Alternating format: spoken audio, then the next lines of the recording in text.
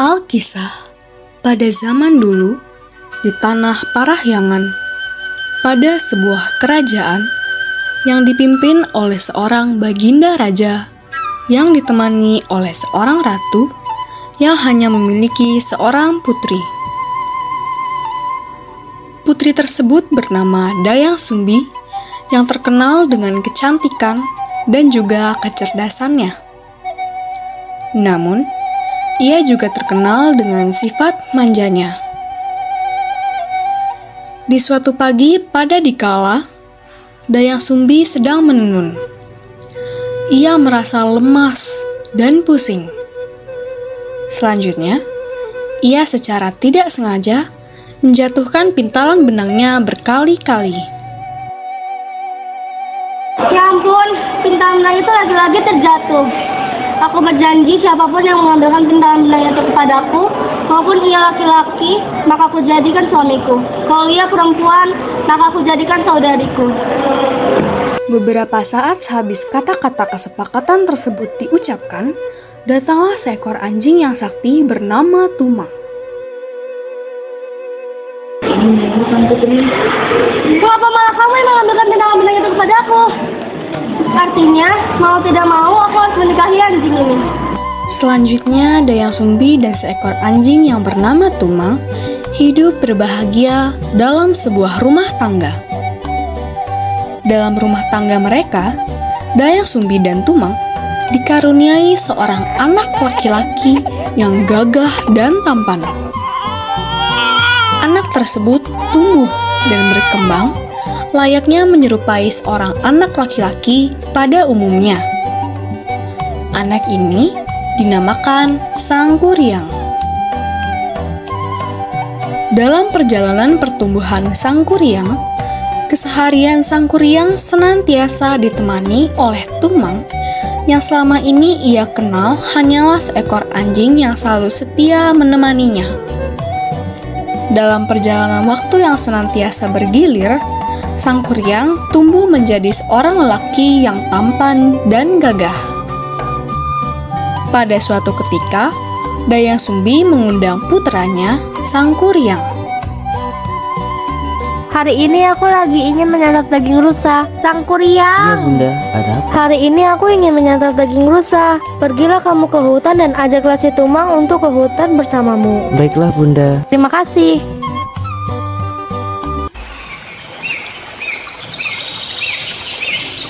Setibanya Sangkuriang di tengah hutan. Di mana aku akan mendapatkan daging rusa yang besar? Aku tidak akan pulang sebelum mendapatkan daging itu. Kalau tidak menemukannya, akan terpaksa kuarahkan anak panah ini ke tubuh Tumang sebagai ganti buruan dagingnya. Lalu Sangkuriang mengarahkan busurnya ke arah Tumang, dan benar saja, ia telah melakukannya. Tumang pun terkena anak panah Sangkuriang, dan Tumang pun sekarat serta mati. Begitu Sangkuriang sampai di rumah, ia pun menyerahkan daging Tumang terhadap ibunya. Bunda, ini adalah hasil daging rusa keluarga. Terima kasih anakku. Sama bunda.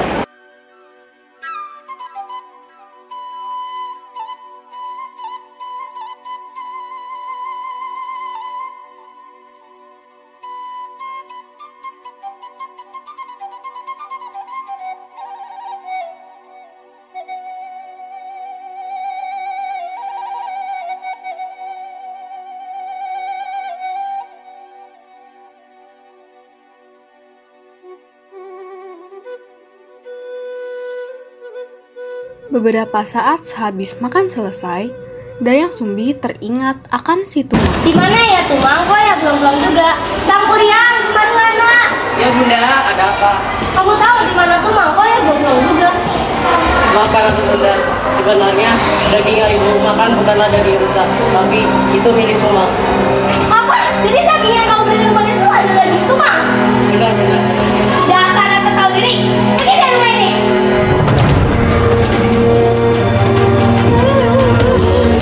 Dayang Sumbi begitu murka mendengar kisah tersebut.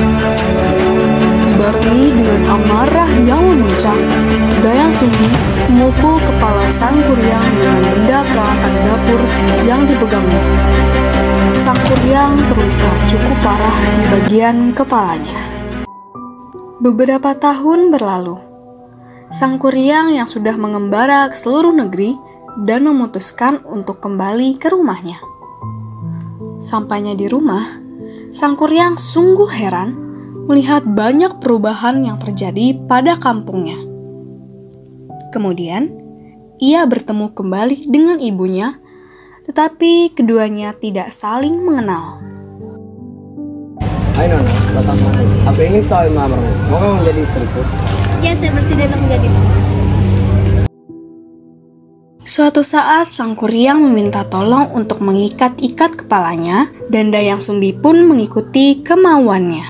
Dayang Sumbi terkejut melihat kepala Sang Kuryang terdapat bekas luka yang amat jelas di kepalanya. Sang Kuryang, mengapa di kepala bekas luka? Bekas luka apa kayak ini? Di bagian bekas kepala ini, dulu aku pernah dipukul oleh ibuku karena aku memudah anjing sayang. Astaga, ternyata aku adalah Sang Kuryang. Sang Kuryang anakmu. Aku ibumu yang pernah membukulmu menggunakan centang nasi kepalamu. Dayang Sumbi kian bertambah bingung. Tolong bantu mati mencintaiku kan, makanya kau bisa tidak berharap pernikahan kita gagal. Tidak, Sang Kuryang. Aku menciptakan ciptaan yang benar. Setelah panjang lebar Dayang Sumbi menjelaskan perihal dirinya dan putranya, serta anjing yang bernama Tumang, Sang Kuryang tetap bersikeras untuk menikahi Dayang Sumbi. Dayang Sumbi berpikir keras untuk memperoleh cara supaya pernikahannya dengan putranya gagal. Kamu bersikeras seperti itu. Tentu, ya aku sudah pulang. Sudah, kamu boleh menikahi aku, tapi dengan satu syarat. Apa syarat yang kamu minta? Buatlah aku satu junjungan, tetapi harus gadis. Baiklah, apa saya jalankan segala syarat yang kamu minta. Lalu Sang Kuryang pun pergi. Kemudian, beliau mengerahkan segala kesaktiannya dan memanggil jin-jin untuk menciptakan bendungan dan bahtera untuknya. Jin.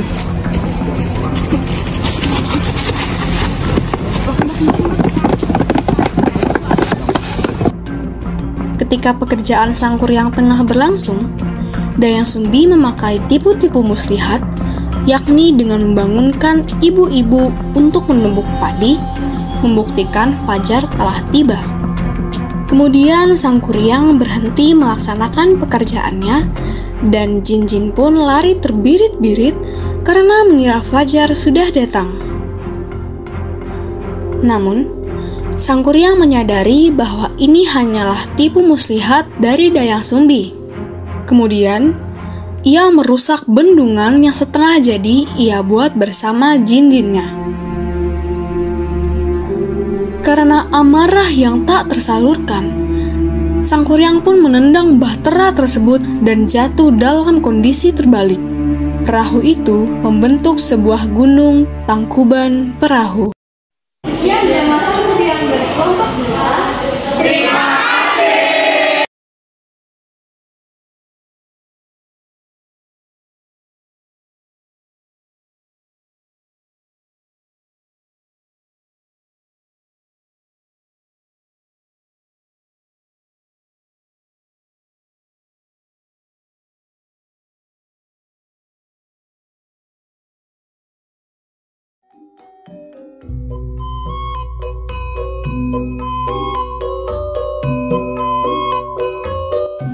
Pada zaman dahulu kala, di tanah Parahyangan, dikenal seorang putri yang cantik jelita.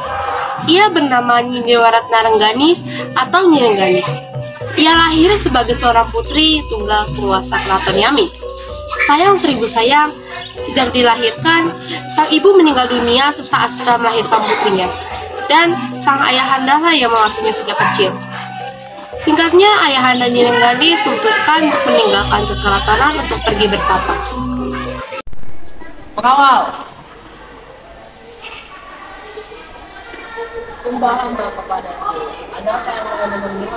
Beritahukan kepada rakyatku bahwa saya dan Nyi Rengganis akan pergi ke pertapaan. Baik, ya Bu. Tetapi bagaimana dengan kami? Tenang saja, keraton ini akan mempunyai raja baru dan kalian bisa ikut saya jika kalian mau. Baik,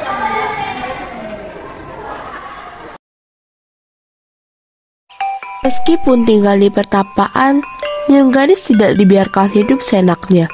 Sang ayah tetap mendidik putri mata wayangnya dengan penuh kasih sayang, disiplin, dan Nyi Rengganis pun tetap bertingkah laku sebagaimana layaknya seorang putri kerajaan. Pada suatu ketika, Nyi Rengganis sedang duduk santai di teras rumahnya, sekaligus ditemani oleh 4 orang dayangnya. Nyi Rengganis merasa bosan berada di rumahnya. Kemudian ia mengajak para dayangnya untuk pergi berjalan-jalan keluar.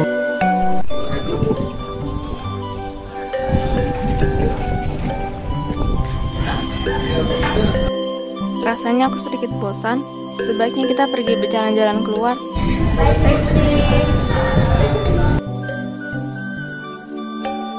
Nyi Rengganis dan para dayangnya pergi berjalan-jalan ke hutan. Sampai tak terasa sudah semakin jauh dari daerah pertapaan ayahnya. Nyi Rengganis, mohon ampuni kami. Kami harus kembali ke rumah karena urusan mendesak. Baik Putri, bolehkah kami meninggalkan Putri sebentar? Baiklah, jika itu sangat mendesak, pergilah. Terima kasih Putri. Nyi Rengganis pun sendirian di dalam hutan. Sepertinya aku tidak bisa berlama-lama di sini. Apa sebaiknya aku pulang saja?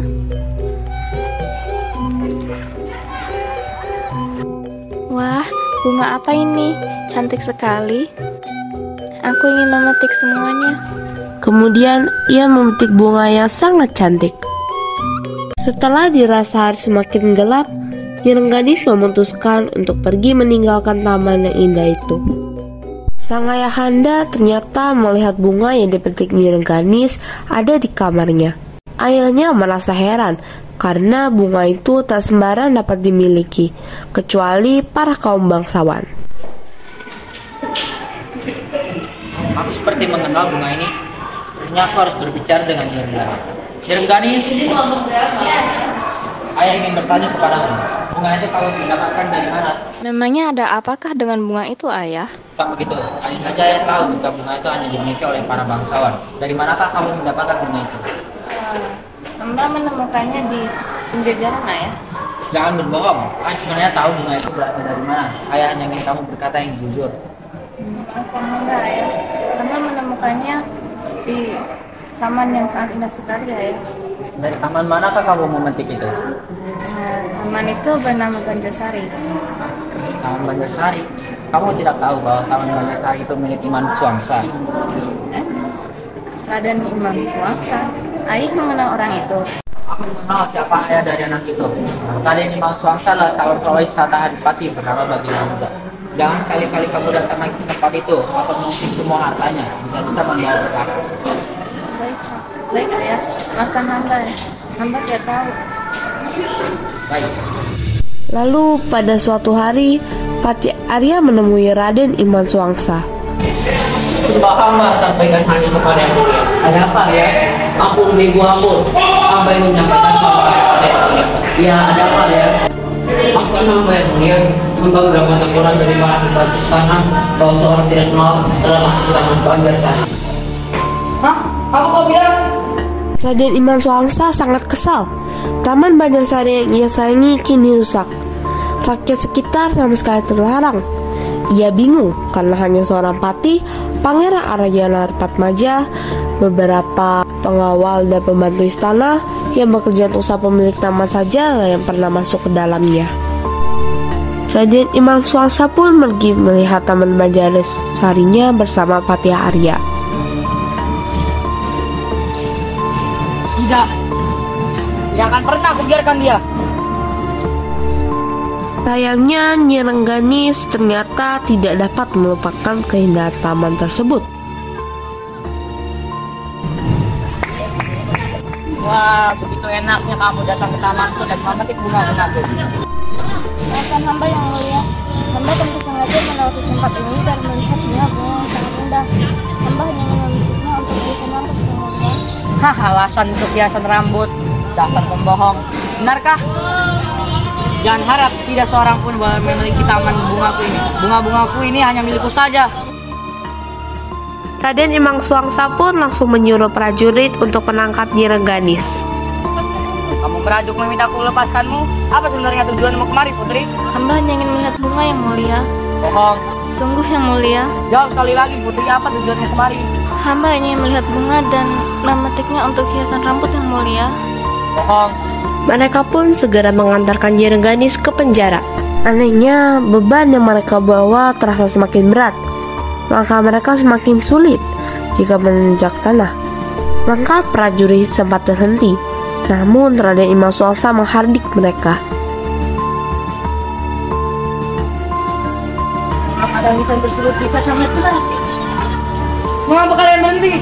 Saya bawakan pencuri itu ke dalam tanah.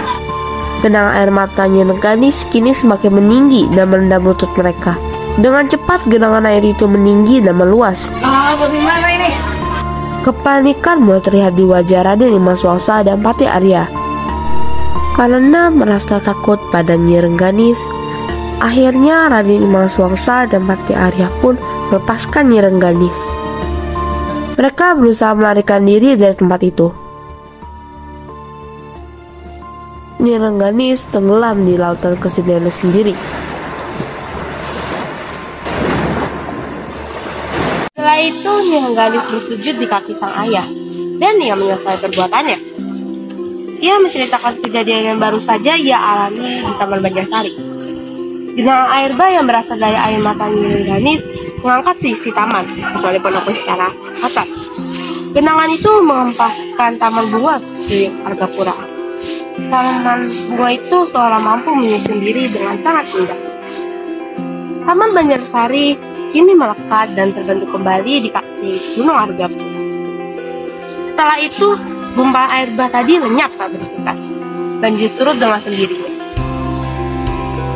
Terima kasih.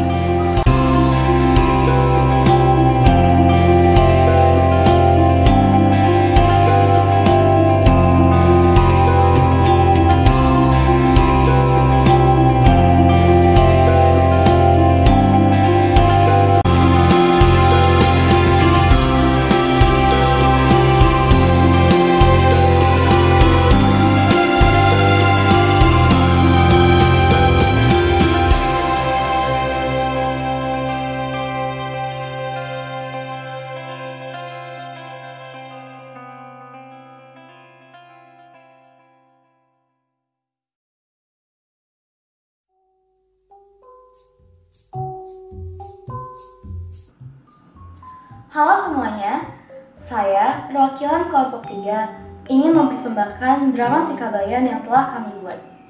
Cerita ini menceritakan seorang lelaki yang hidupnya selalu bermalas-malasan. Untuk melanjutkan ceritanya, bisa disimak video ini. Selamat menyaksikan.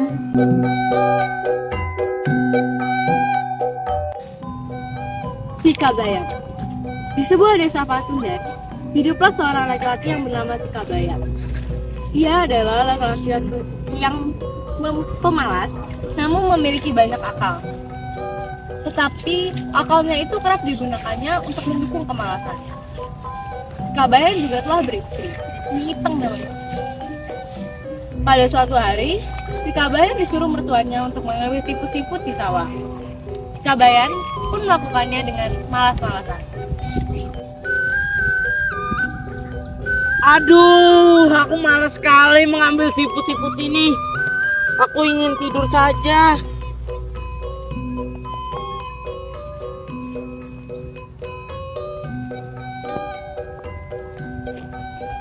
Oh, kamu tidak bertani? Kamu sendiri sedang apa? Kenapa kamu tidak bertani? Aku sedang beristirahat sebentar. Oh, aku juga lagi beristirahat sebentar kok. Aku bekerja nanti ya. Udah, tapi dulu ya.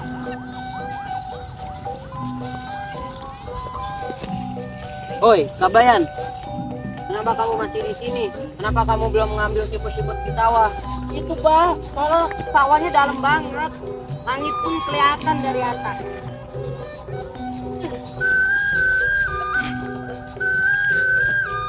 Dalam nggak? Pak, kelihatan akal Pak. Pada hari yang lain, mertua si Kabayan menyuruh si Kabayan untuk memetik buah nangka yang sudah matang. Pohon nangka itu tumbuh di suatu kebun dan batangnya menjorok di dalam tanah. Aduh, aku malas sekali mengambil buah nangka. Kabayan, kamu ngapain? Petik buah nangka itu. Iya Pak, akan aku petik. Bang.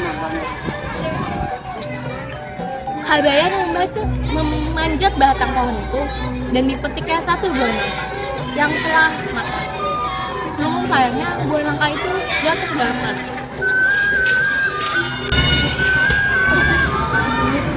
Aduh, buah nangkanya jatuh.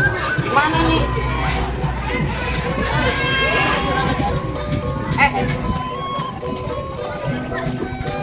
Apa nangka ini? Enggak, buat tadi aku malas mengambil. Makan buahnya. Pada waktu yang lain, mertua si Kabayan mengajak menantunya yang malas dan bodoh itu untuk memetik kacang koro di kebun. Mereka membawa karung untuk tempat kacang koro yang mereka petik.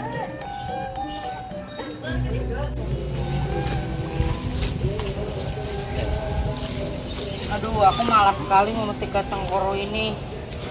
Aku ngantuk nih. Pengen tidur saja. Ketika azan zuhur terdengar, mertua si Kabayan menyelesaikan pekerjaannya. Ia sangat keheranan, kenapa tidak mengobati si Kabayan bersamanya. Mana si Kabayan?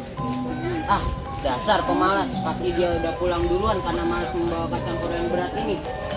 Mertua si Kabayan terpaksa memotong karung berisi si Kabayan itu kembali ke rumah. Betapa terperanjatnya ia saat mengetahui bahwa isi karung yang dipanggulnya itu bukan kacang koro, melainkan si Kabayan. Maka harinya mertua si Kabayan kembali mengajak menantunya itu pergi ke kebun lagi guna memetik kacang koro. Mertua Kabayan ingin membalaskan dendamnya kepada si Kabayan yang telah menyeretnya ke rumah menggunakan karung di dalamnya. Aku akan tidur di dalam sini. Biarkan saja dia membawaku pulang seperti apa yang kulakukan kemarin. Aku di mana ya? Tarik ah.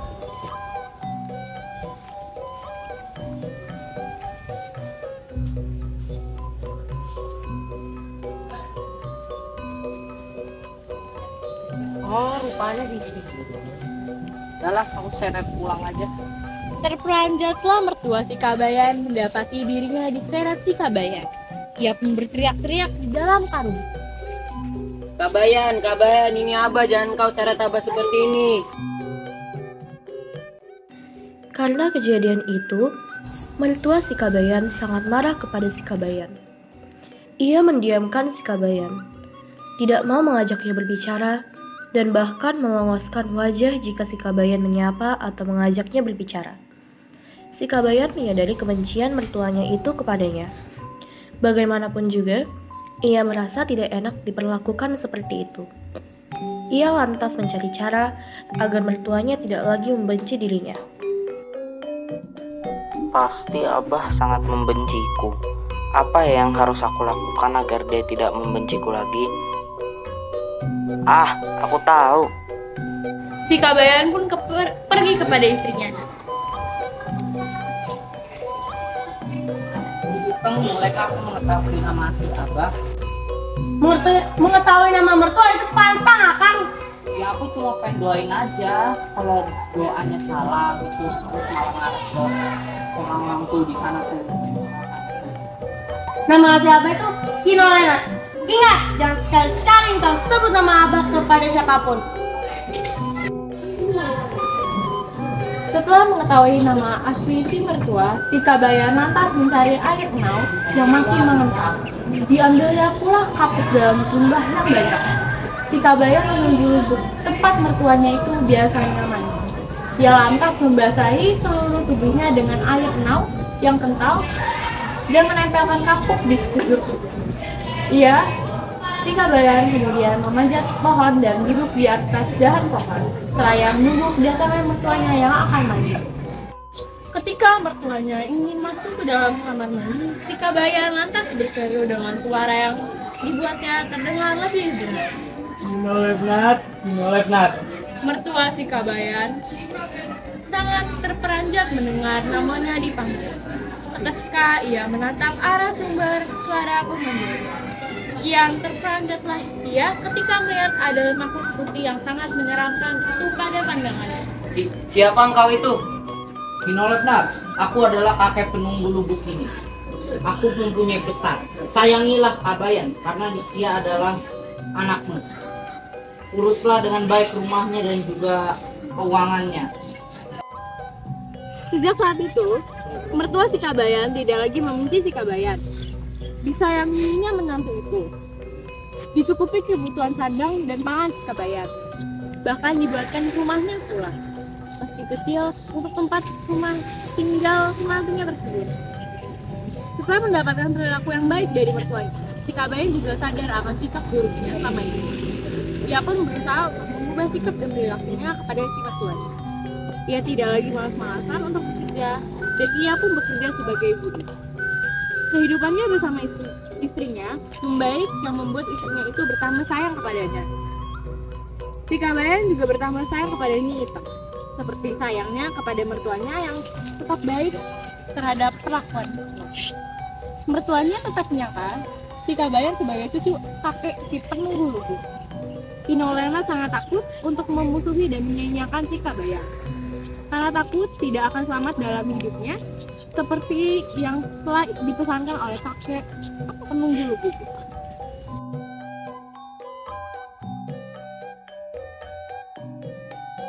Pesan moral dari dongeng Si Kabayan, cerita rakyat Sunda dari Jawa Barat adalah kemalasan hanya akan merugikan diri sendiri. Oleh karena itu, hendaklah kita menghindari sikap bermalas-malasan karena kemalasan hanya akan mendatangkan kerugian di kemudian hari.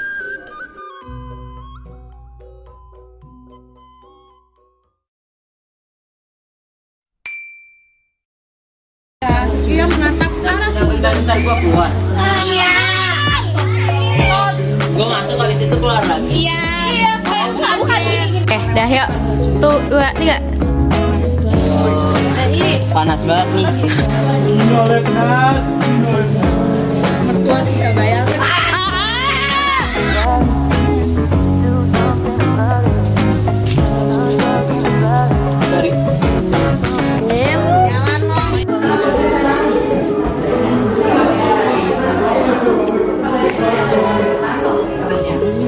Jika kamu tidak mengikuti perintahku ini, kamu akan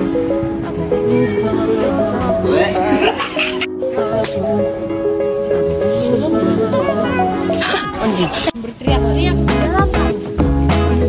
Kabayan, ini apa? Jangan kau cara tambah seperti ini.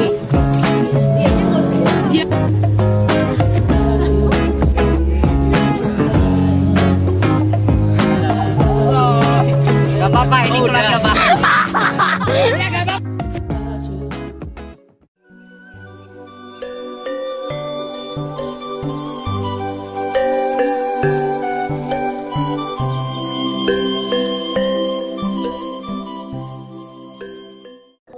Ada sebuah kerajaan di Jawa Barat bernama Kutatangga.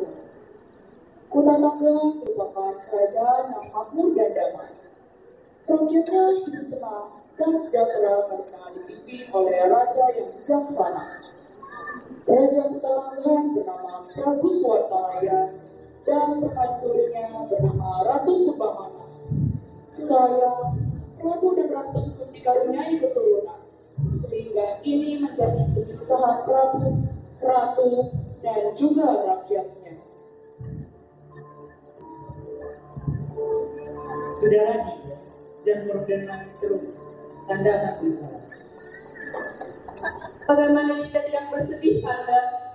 Sudah bertahun-tahun kita berumah tangga, kita belum dikaruniai seorang anak.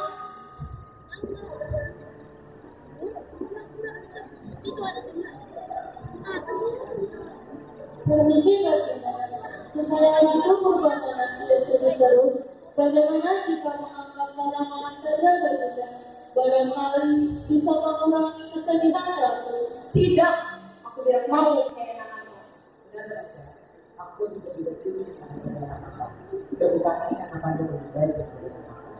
Tapi tidak. Baiknya kau pulang terlebih dahulu. Aku ingin berbicara dengan kamu. Baiklah, tidak. Maka pergi. Sudahlah, Dinda. Kanda akan berusaha. Kanda akan bercerita berkata agar kita cepat dikaruniai seorang anak. Benarkah begini? Benarkah Kanda? Mau kau itu, baiklah Kanda. Dinda akan berdoa di sini.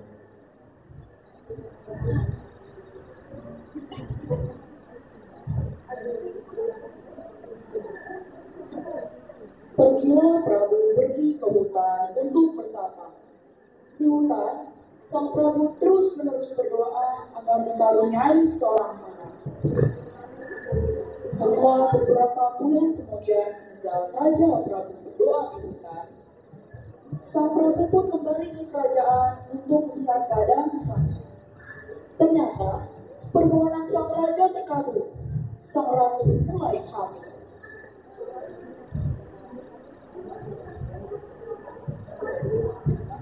Kanda, Dinda hamil. Benarkah itu juga? Iya Kanda, tadi Dinda sudah pergi ke pabrik di sana dan mereka mengatakan bahwa Dinda hamil. Benarkah? Ini akan menjadi hal yang paling gembira untuk kerajaan kita.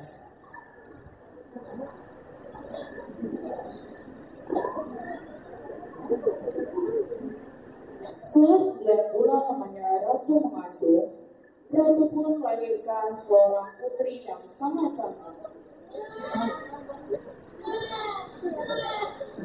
Seluruh rakyat berbondong-bondong memberi ucapan selamat dan memberi hadiah untuk sang putri. Putri kita yang sangat lucu ya, Bunda. Ya Kanda, kita juga harus bersyukur. Akhirnya harus sudah dikaruniai seorang anak. Benar juga. Dan itu putri kita yang sangat lucu dan bagaimana kalau kita bilang gimana juga lucu ya? Dinda setuju saya Kanda.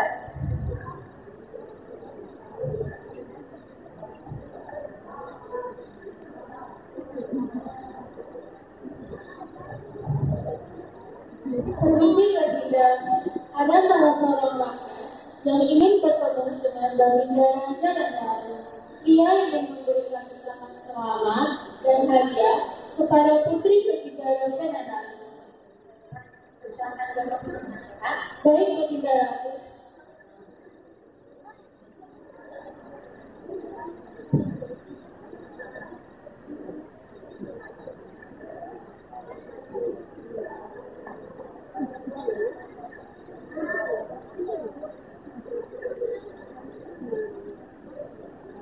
Kami mewakili rakyat kerajaan ingin memberikan ucapan selamat kepada Baginda Raja dan Ratu yang telah dikaruniai seorang anak. Bertahun-tahun kami rakyat kerajaan Belanda berusaha juga karena Baginda Raja dan Ratu belum mempunyai seorang anak. Namun sekarang kami rakyat kerajaan bahagia karena Baginda Ratu sudah punya anak.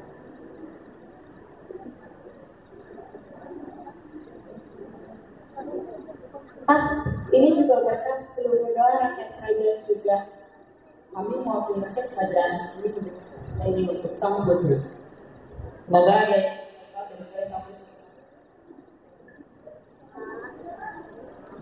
Wah, bagus sekali. Tolong ucapkan terima kasih dari kami untuk seluruh rakyat kerajaan ya. Baik, Baginda Ratu akan kami sampaikan. Kalau begitu kami pamit. Permisi.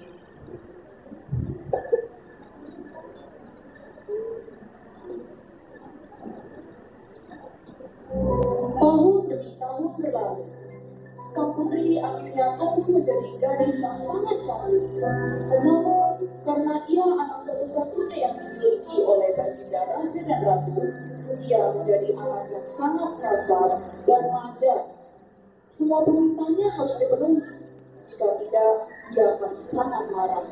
Walaupun begitu, semua orang tetap menyayanginya.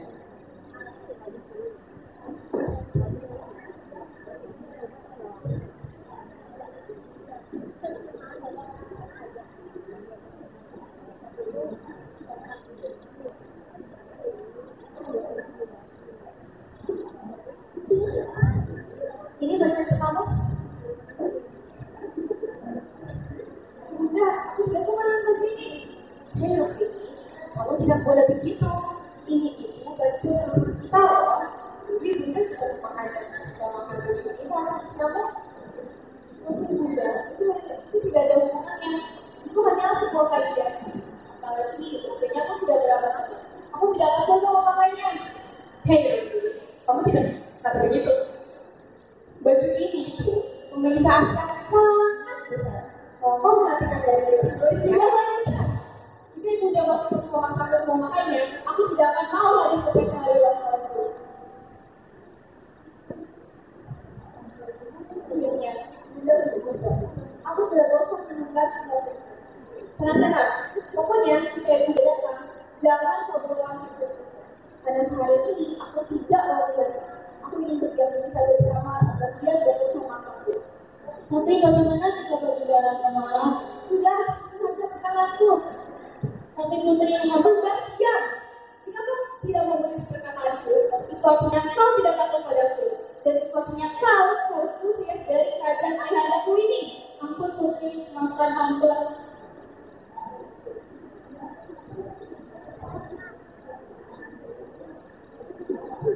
Dalam beberapa hari, putri akan berusia 17 tahun. Para raja berbondong-bondong pergi ke kerajaan. Mereka membawa aneka hadiah yang sangat indah. Prabu mengumpulkan hadiah-hadiah yang sangat banyak itu, lalu menyimpannya dalam ruangan istana. Prabu mengambil sedikit emas dan permata, lalu pergi ke tempat ahli perhiasan.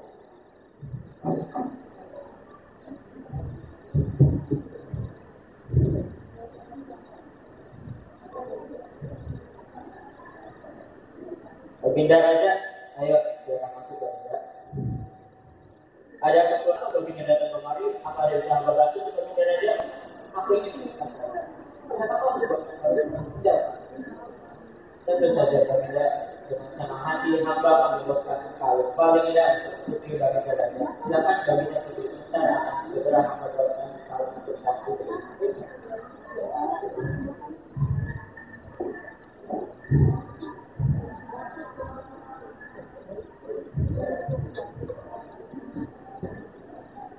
Ini Baginda, kalau itu saja dibuat. Wah, ini kalau yang paling indah yang pernah aku lihat. Aku buat dengan sangat baik. Terima kasih Baginda. Untuk sang putri saya akan lakukan yang terbaik.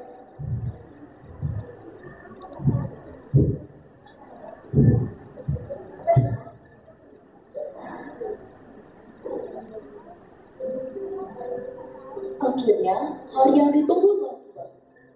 Semua rakyat datang ke pesta tersebut. Tak ada satu orang pun rakyat yang ingin melewatkan pesta termegah itu. Rombongan kerajaan pun telah sampai di alun-alun. Semua pandangan rakyat tertuju ke arah sang putri. Rakyat begitu gembira menyambutnya. Pesta ulang tahun putri segera dimulai. Seperti biasa, sang raja memulainya dengan ucapan terima kasih kepada seluruh rakyatnya.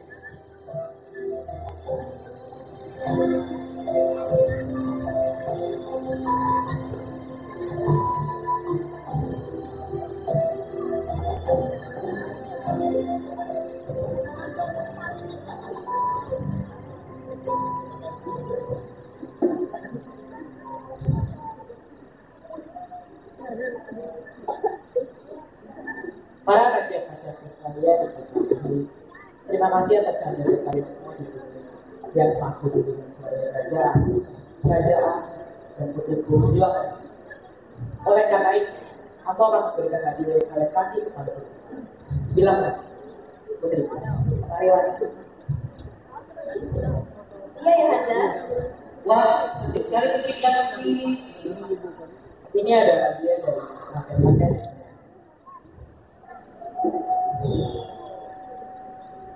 Bagaimana? Apa percaya? Ananda, aku tidak suka kalung ini. Kalung ini sangat jelek. Aku tidak mau memakainya. Rukmini, apa yang telah kau perbuat? Kau sudah membuat ayah anda dan ibunda begitu malu. Semua orang di kerajaan menangis karena melihat Baginda itu menangis. Tiba-tiba muncul mata air dari halaman kerajaan. Airnya keluar sangat deras dan membentuk genangan air. Semua orang ketakutan dan menyalahkan sang putri. Semua orang di sini, biasa aku.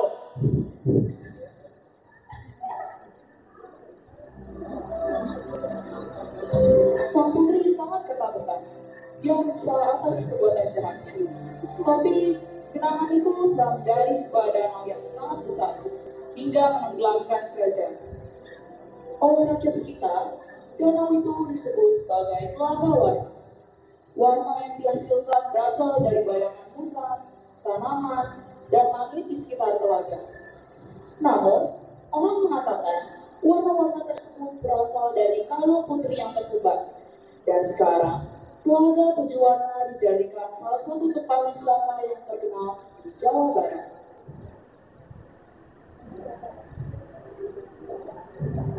Iya, dari drama kami yang berjudul Telaga Warna. Terima kasih. Mari.